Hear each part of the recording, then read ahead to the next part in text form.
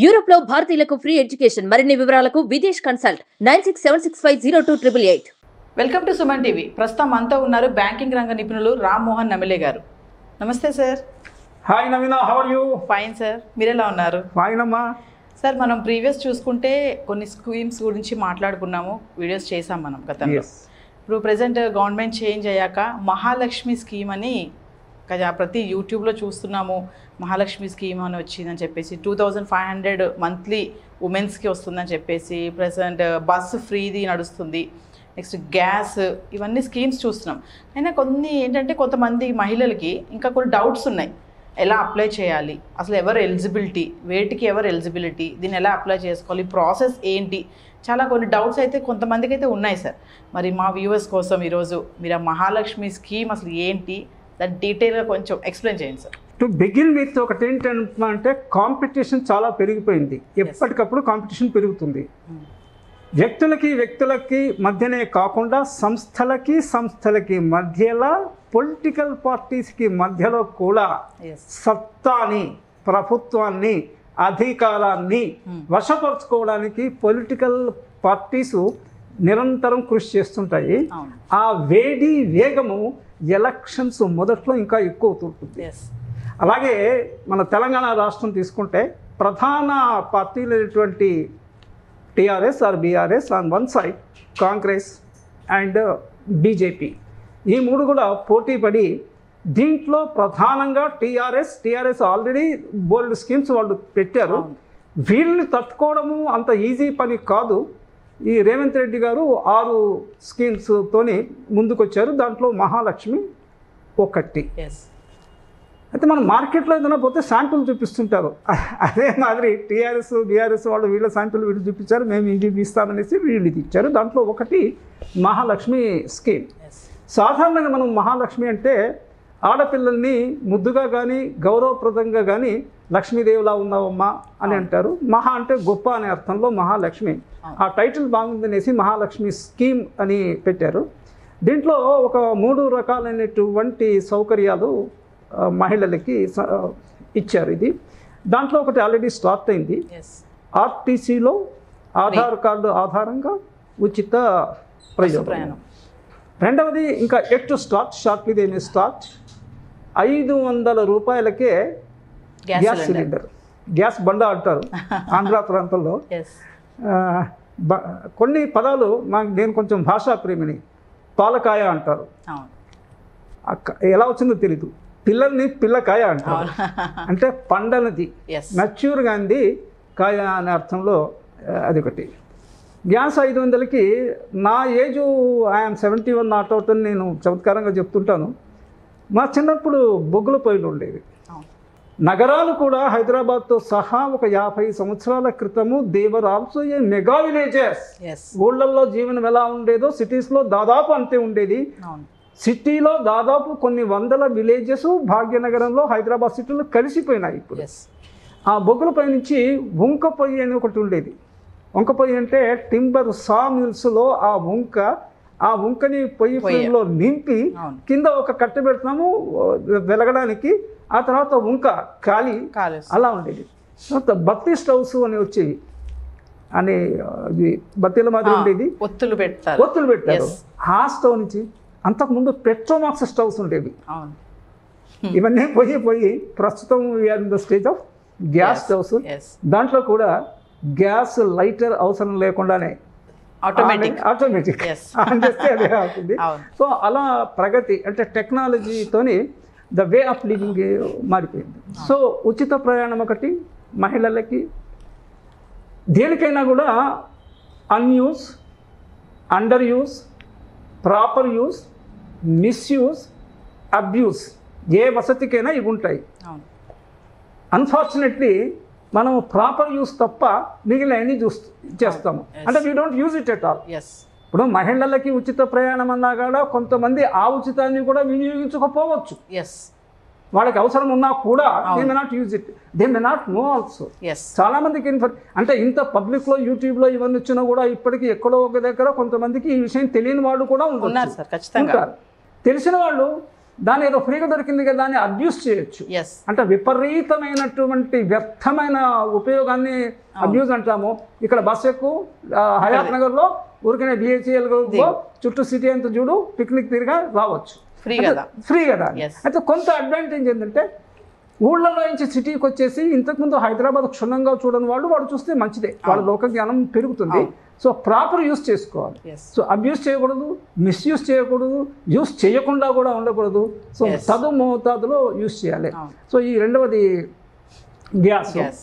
మూడవది దీంట్లో ప్రతి మహిళకి 2,500 రూపాయలు ఇస్తాను. దీని మీద కూడా చమత్కారంగా నేను చెప్పేది ఏంటంటే కుటుంబాన్ని పోషించాల్సినటువంటి బాధ్యత బేసికల్లీ భర్తది. People may agree or not. ఇద్దరు ఉద్యోగం చేస్తున్నప్పటికీ వైఫ్ అండ్ హస్బెండ్ ఉద్యోగం చేసినా కూడా కుటుంబ ఆర్థిక పోషణ భారము it is only husband. Wife ఇన్కమ్ని సప్లిమెంటరీకి కానీ లేకపోతే పెద్ద ప్రాజెక్టులకి, పిల్లల వివాహాలకి, ఎడ్యుకేషన్ ద్వారాకి హస్బెండ్ శాలరీ సరిపోయినప్పుడు, ఆయన ఇన్కమ్, శాలరీ అంటే ఇన్కమ్, అతని ఆదాయం సరిపోయినప్పుడు you can use this different question. కానీ husband should not expect the wife to work earn and run the family. అది బేసిక్ హస్బెండ్ క్వాలిటీ కాకూడదు అని నా ఒపీనియన్. అయితే ఈ మహాలక్ష్మి స్కీమ్లో ఈ 2,500 ఇవ్వడానికి సర్టన్ కండిషన్స్, మనం ఏ వస్తువు కూడా కింద ఆ గ్యారంటీ వారిలో కండిషన్స్ అప్లై అన్న పాయింట్ ఉంటుంది. ఇక్కడ కండిషన్స్ అంటే బీపీఎల్ ఫ్యామిలీస్ అయి ఉండాలి. బీపీఎల్ టీవీలో కూడా వస్తాయి కాదు, బిలో పావర్టీ లైన్కి start BPL. Then what is a BPL family అంటే పావర్టీ లైన్కి, దారిద్ర్య రేఖకి దిగువ ఉన్న కుటుంబాలు వార్షిక కుటుంబ ఆదాయం, నాట్ ఇండివిజువల్స్. అంటే ఫ్యామిలీలో 4-5 ఉంటే అందరిది కలిపి ఓకే, నాట్ ఇండివిజువల్. కొన్నిటికి ఇండివిజువల్ ఇన్కమ్ ప్రమాణంగా తీసుకోవచ్చు, కానీ ఇది ఫ్యామిలీ ఇన్కమ్ ఒక లిమిట్ పెడుతుంది గవర్నమెంట్. ఎవ్రీ 2-3 ఇయర్స్కి ఇన్ఫ్లేషన్ అవన్నీ పరిగణలోకి తీసుకొని అది పెంచుతుంటుంది కూడా. ఆ వార్షిక కుటుంబ ఆదాయానికి లోబడి ఆదాయం ఉన్న వాళ్ళని వేసే బీపీఎల్, దానికి పైన ఉండే వాళ్ళని వేసే ఏపీఎల్. ఇది ప్రాథమిక విభజన, మనీ వైజ్గా పీపుల్ని సెక్టర్ డివైడ్ చేయడానికి. ఎబో పవర్టీ లైన్లో మళ్ళీ 4-5 శ్రేణులు ఉన్నాయి. ఒకటి లో ఇన్కమ్ గ్రూప్, దానికి పైన మిడిల్ ఇన్కమ్ గ్రూప్, దానికి పైన హై ఇన్కమ్ గ్రూప్, దానికి పైన హై నెట్వర్త్ ఇండివిజువల్స్. ఇది ఆ క్లాసిఫికేషన్. ఇక్కడ నెలకు 2,500 ఇచ్చేదానికి first all BPL families are covered. 20 lakhs women ఏదో పూర్ ఉమెన్ అనేసి దేర్ సమ్ ఈక్వేషన్ స్టాటిస్టిక్స్ ఉంటుంది. ప్రతి మండల్ లెవెల్లో కూడా there is a statistical sub officer or statistical assistant అనేసి డిస్ట్రిక్ట్ లెవెల్లో, స్టేట్ లెవెల్లో ఈ statistical department will be working. They will be culling అంటే సేకరించడము. They will be telling this information. ఇది 2,500 స్కీమ్. ఇంకోటి, ఫ్యామిలీలో ఎవరైనా కూడా గవర్నమెంట్ ఎంప్లాయీ ఉండొద్దు. ఎందుకంటే government employment is assured monthly income. Even మీరు గవర్నమెంట్ మున్సిపల్ డిపార్ట్మెంట్లో స్వీపర్ అయినా కూడా they get a good salary reasonably and they also get pension. Applicability pension కానీ ప్రావిడెంట్ ఫండ్ కానీ ఇది ఉంటుంది కానీ. సో అలాంటి వాళ్ళు కాదు. ఇంకోటి, husband you should be non tax payer. Okay, income tax అంటే మనకి డైరెక్ట్ ఇండైరెక్ట్ 2 ట్యాక్స్లు, బట్ ప్రధానంగా we talk about the income tax payer అయితే దే ఆర్ నాట్ ఎలిజిబుల్. అంటే బ్రాడ్గా అర్థం ఏంటంటే ఇన్కమ్ ట్యాక్స్ పే చేస్తున్నామంటే నీకు రీజనబుల్ గణనీయమైన ఇన్కమ్ ఉన్నది అనే దానికి. సో ద ఫ్యామిలీలో particularly husband should not be. అసలు ఫ్యామిలీ నిర్వచనం మీదనే చాలా కొన్ని ప్రాబ్లమ్స్ అని కాదు, ఇంటర్ప్రిటేషన్ డిఫరెంట్గా ఉంటుంది. నా ప్రకారంగా హస్బెండ్, వైఫ్, మైనర్ చిల్డ్రన్ వీళ్ళే ఇదే ప్రైమరీ ఫ్యామిలీ అని నా కాన్సెప్ట్. వాళ్ళు 18 years దాటితే వాళ్ళు మేజర్స్ అవుతారు కాబట్టి వాళ్ళకి సంపాదించుకునే కెపాసిటీ, వాళ్ళకి ఉద్యోగం దొరకకపోయినా కూడా ఏదో పని చేసి సంపాదించుకోవచ్చు. కనుక they are not part of the family children once they cross the age of 18.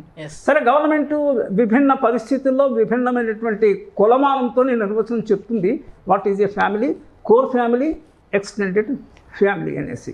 So this is the thing, these are the 3 things under this Mahalakshmi scheme government of Telangana. ఈ స్కీమ్స్ అని ఎలా ఉంటాయంటే, ఒకటి గవర్నమెంట్ ఆఫ్ ఇండియా స్కీమ్స్, కొన్ని particular state government schemes. As far as this Congress government కర్ణాటకలో వాళ్ళు కొన్ని ఉచిత స్కీమ్స్ ఈ ఫ్రీ బస్సు ఇవన్నీ పెట్టడం చేత అక్కడ వాళ్ళు నెగ్గారు. అది దీనిగా తీసుకునేసి ఆ ప్రయోగం ఇక్కడ చేశారు. చేయడం వల్ల వాళ్ళు కొంతవరకు సక్సెస్ కూడా సాధించారు.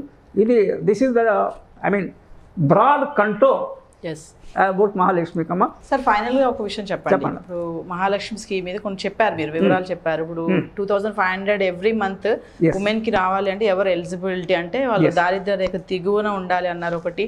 గవర్నమెంట్ ఎంప్లాయర్ అయ్యి ఉండొద్దు ఎవరు కూడా. సో ఫ్యామిలీలో కూడా మొత్తం టోటల్ ఫ్యామిలీ ఇన్కమ్ అంతా కలిపి చూస్తారు.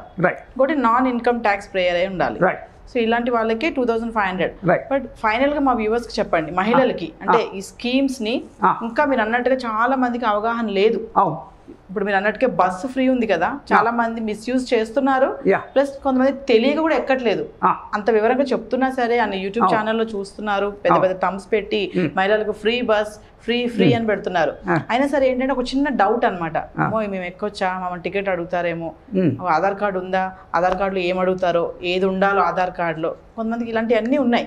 సో ఈ మహాలక్ష్మి స్కీమ్ని ఎలా యూజ్ చేసుకోండి అనేది మా వ్యూవర్స్కి ఒకసారి ఫైనల్గా 2 విషయాలమ్మా. ఇక్కడ ఆధార్ కార్డు పాపులర్ అయినప్పటికీ ఇప్పటికి కూడా కొంతమంది ఆధార్ కార్డు లేని వాళ్ళు ఉంటారు.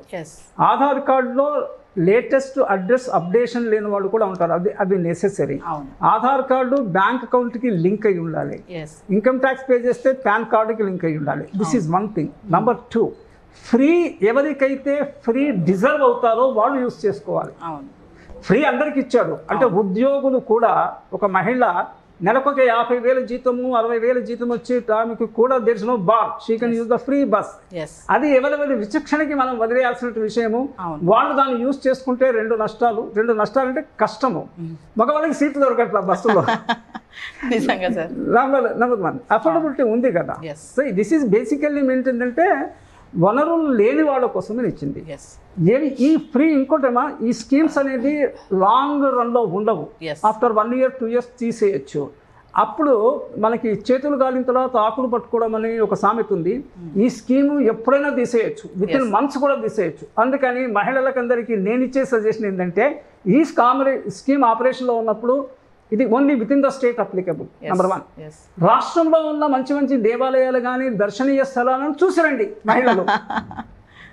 హైదరాబాద్ సిటీ తరోగా మొత్తము రింగ్ రోడ్ అంతా చుట్టూ ఏమేమి ఉన్నాయి అనేది, యాదగిరి గుట్ట అనుకోండి, లేకపోతే ఇక్కడ మనకి చాలా ఉన్నాయి, రామానుజ స్వామి స్టాచ్యూ ఇలాంటివి ఉన్నాయి కదా, అవన్నీ చూడండి.